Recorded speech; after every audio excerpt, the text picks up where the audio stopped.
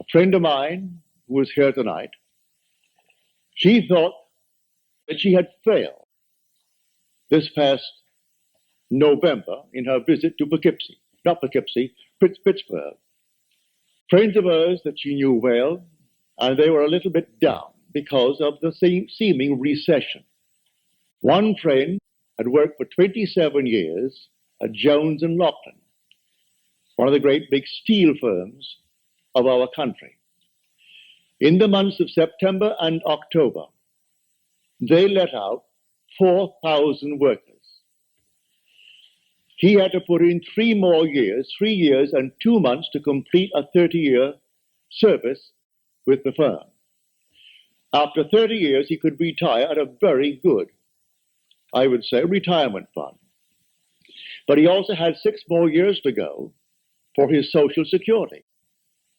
And they let out 4,000. And then it was rumored in the plant that they're going to close that plant. She reminded him of the use of imagination, which he had used with him successfully in her previous visit to Pittsburgh. Well, he laughed it off. Those things would have happened anyway. She reminded him of 6 distinct requests on his part that he thought he could not realize. Every one came to pass, as she reminded him. And then she took a vision of mine and explained it to him. She said, you know what I told you the last time? That Neville had a vision. Well, the Bible tells us that the depths of our own being speaks to us through the medium of dreams and vision. So here in this dream of mine, call it a dream if you will, it was just as real as this, I was taken in spirit into an enormous mansion. And here, 3 generations were present, but one was invisible, and that was the grandfather. The father was explaining to his children the secret of his own father's success.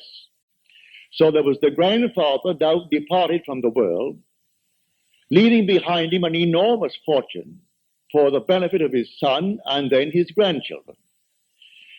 And so the father said to the children, grandfather used to say, while standing on an empty lot, I remember when this was an empty lot. Then he would paint a word picture so vividly of what he intended to do with that empty lot, that it ceased to be an empty lot, and you saw the structure that he intended to build. But he acted as though it was already a completed act. He began with the feeling of having arrived at his ideal for that empty lot. Then I woke on my bed, and I recalled the dream. And I knew that the depths of my own being had constructed that scene to instruct me. Here is one facet of the great use of this power called imagination, which is God. It was too early to rise, so I went back to sleep, and I redreamed the dream. This time, I am the grandfather. I am not the father telling the story. I am not an eavesdropper listening to the story as it was told in the original dream. I am now the grandfather. Then I would say to everyone, by standing on an empty lot, I remember when this was an empty lot. So she reminded him of this technique. Now she said, you are afraid that you might be let out after 27 years and 2 months in Jones and Loughlin. I will now remember when you were afraid. I will remember when you thought it all came to an end. That's one. He said 2 years ago, I was interviewed, and I thought it a very good interview. But after 2 years, it has never appeared in the trade paper. And I wondered, what have they done with it? Have they simply forgotten it, mislaid it, or deliberately not used it? She said, I will read that magazine, and I'll be lifted up by it. It's humorously written, as you tell me. Well, I will take that book right now in my hand, that magazine, and I will read it, all about you. She went into 2 or 3 others. Then she returns. Now she's here tonight. She said, in December, I received the magazine.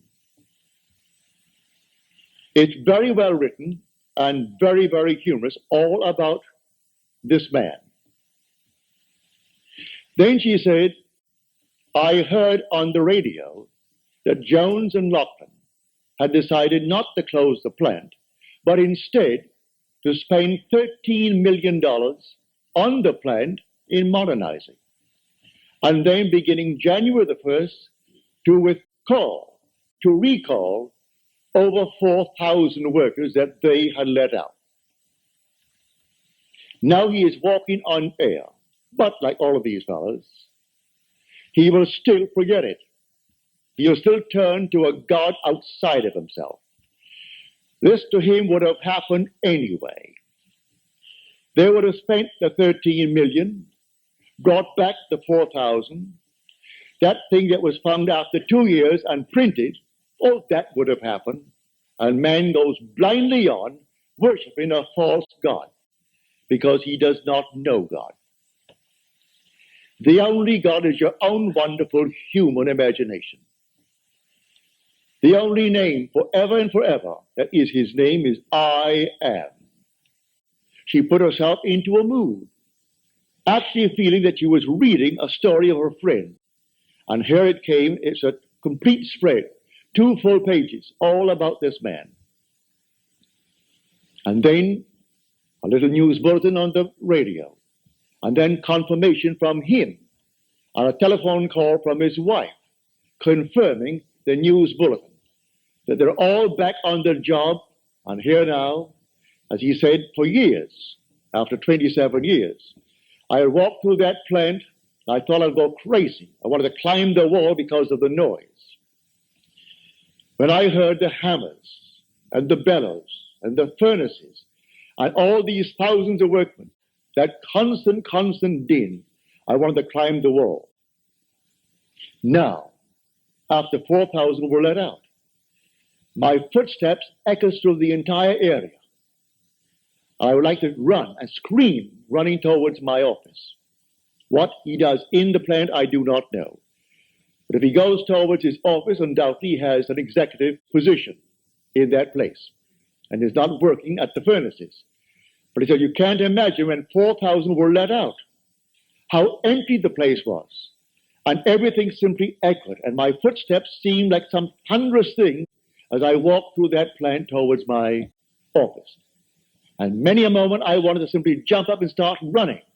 It seemed so empty. She said, all right, that's something. I will remember when. And she applied that technique.